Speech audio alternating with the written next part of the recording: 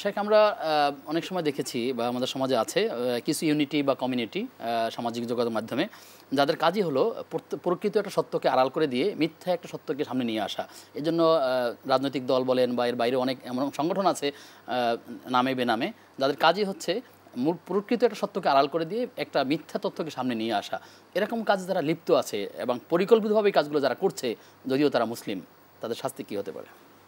এটা আসলে একে তো এই মিথ্যাটা একেবারে জুলম, যখন এটা সংঘবদ্ধভাবে কেউ করে তো এটা পরিকল্পিতভাবেই করা হয় এবং এই কাজটা এত ভয়ানক।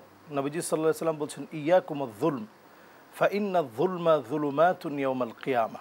এই জাতীয় কাজ যারা করবে তাদের জন্য জাহান্নামের ভয়াবহ আগুন তাদের জন্য অপেক্ষায় এবং তাদের জন্য অন্ধকার অপেক্ষা করছে। এই যে তারা আলো ছেড়ে অন্ধকারকে প্রচার করেছে দুনিয়ার জীবনে, রটনার মধ্য দিয়ে একটা নিউমার ছড়িয়ে মানুষের মাঝে যে একটা আতঙ্ক, ভয়ভীতি অথবা একটা কুসংস্কার, নানাভাবে কিন্তু এই নিউমারগুলোর কারণে নানাভাবে বিভিন্ন বিষয় কিন্তু সমাজের ভিতরে ঢুকে যায়। তো এই যে কয়েকদিন আগে আমরা বাংলাদেশে দেখেছি যে গাছ কথা বলতেছে, হ্যাঁ, গোপালগঞ্জের মুকসুদপুরে। সর্বশেষ আমিও আমার জুমাতে আলোচনায় বলেছি যে এই গাছটা কেটে ফেলা উচিত।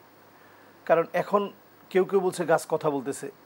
এমনি যখন আপনি আপনার একটা কান বন্ধ রাখবেন আর আরেকটা কান যখন আপনি খোলা রাখবেন, তো আপনি গাছের সামনে আপনি কানটা লাগিয়ে দেখবেন, যে কোনো গাছের সামনে আপনি যখন কানটা লাগাবেন আপনার কাছে মনে হবে চতুর্দিকের সবুজ শ্যামল পরিবেশে বিভিন্ন রকম সাউন্ড থাকে, প্রভাবিত করে তার ব্রেনে বিভিন্ন রকম সাউন্ড কিন্তু রয়েছে পরিবেশের। আপনার কাছে মনে হবে কেমন যেন একটা আওয়াজ হচ্ছে। তো ওইটাকে যদি আপনি একটা গুজব বানিয়ে দেন যে সালাম দিয়েছি, সালামের উত্তর নিয়েছে, কথা বলেছি, কথার উত্তর দিয়েছে, এইভাবে করে কিন্তু একটা গুজব ছড়াতে ছড়াতে এই কয়েকদিনের মধ্যেই এই গাছের কিন্তু পূজা শুরু হয়ে গিয়েছিল। আমাদের মুসলমানদের ভিতরেও শিরকের প্রবণতা এতটা বেড়ে যায় এই গুজবের কারণে, যেটা আপনি বললেন যে সংঘবদ্ধ অনেকেই। এর আগে একবার পাওয়া গেল যে গাছ থেকে রক্ত বের হচ্ছে, অর্থাৎ গাছের কষগুলো মনে হচ্ছে যেন রক্তের মতো লাল। তো এরকম নানা বিষয় আমাদের দেশে কিন্তু অনেক সময় একটা সংঘবদ্ধ চক্র ছড়িয়ে ফেলে। এবং যারা এখন ইউটিউব, ফেসবুকে যারা কাজ করে বিভিন্ন কন্টেন্ট নিয়ে, সবাই চিন্তা করে যে ভিউটা ভালো হবে, তো ভিউ ভালো হলে তার একটা ইনকাম হবে। সে তখন সত্য মিথ্যা এটা যাচাই করার তার একটা যে মানসিকতা থাকা দরকার, সে যে একজন মুসলিম তার যে একটা মানসিকতা থাকা দরকার যে আমি যেটা বলছি সেটা সত্য কিনা। আর সত্য যদি না হয় এটার দায়ভার কিন্তু আপনাকে নিতে হবে। এবং এটা উম্মুয যুনুব বলা হয়েছে। মিথ্যা যদি উম্মুয যুনুব হয়, মানে গুনাহের মূল যদি হয়, রাসু কুল্লি খাতিআহ, সমস্ত গুনাহের মূল গুনাহ হচ্ছে মিথ্যা। মিথ্যার কারণেই সমস্ত গুনাহগুলো বেঁচে আছে। তাহলে যদি বিষয়টা এমনই হয় তাহলে গুজব কতটা মারাত্মক। মিথ্যার চাইতে যে গুজব মারাত্মক। মিথ্যা তো ব্যক্তি একাভাবে বলল, ধরেন একটা মিথ্যা বিষয় আপনি ৭০ বার বললেন। ইহুদিদের এই প্রবণতা ছিল, আছে এবং থাকবে। তারা একটা মিথ্যাকে ৭০ বার প্রচার করে বিভিন্ন মাধ্যম দিয়ে। তখন দেখা যায় যে ৭০ বার শুনতে শুনতে আপনার কাছে মিথ্যাটাই সত্যের মতো মনে হয়, যেটি সত্য। না হলে প্রত্যেকবার তো এই কথাটা একভাবে প্রচার হওয়ার কথা না। আর যেখানে গুজবটা শুধুমাত্র একক ব্যক্তিকেন্দ্রিক থাকে না, এটা একটা সমাজকে ধ্বংস করে ফেলে।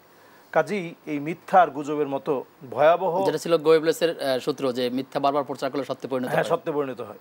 তো এটি কিন্তু পরে গুজবে পরিণত হয়। একসময় মিথ্যা থাকে একটা ব্যক্তিগত পরিসরে, এবং সেটা যখন সামাজিক পরিসরে আসে তখনই কিন্তু এটা মহামারী আকার ধারণ করে, তখন এটা গুজবে রূপান্তরিত হয়ে যায়। এজন্য আমরা সচেতন হওয়ার চেষ্টা করব। বিশেষ করে যারা দায়িত্বশীল মহলে আছে, আমাদের দেশের যারা দায়িত্বশীল মহলে আছেন, যারা বাংলাদেশের সুযোগ্য ব্যক্তিবর্গ আছেন, চিন্তাশীল ব্যক্তিরা যারা আছেন, গবেষকরা যারা আছেন, তারা প্রত্যেকেই কথা বলার ক্ষেত্রে অন্তত একটু যাচাই বাছাই করে আমরা কথাগুলো বলি, দায়িত্ব নিয়ে কথাগুলো বলি। যদি আমরা এটা না বলি তাহলে আল্লাহর আদালতে অবশ্যই কুল্লুকুম রাইন ও কুল্লুকুম মাসউলুন আন রাইয়াতিহি, দায়িত্বের ব্যাপারে যে অবহেলা আমরা করেছি এ ব্যাপারে জবাবদিহিতার কাঠগড়ায় দাঁড়াতে হবে।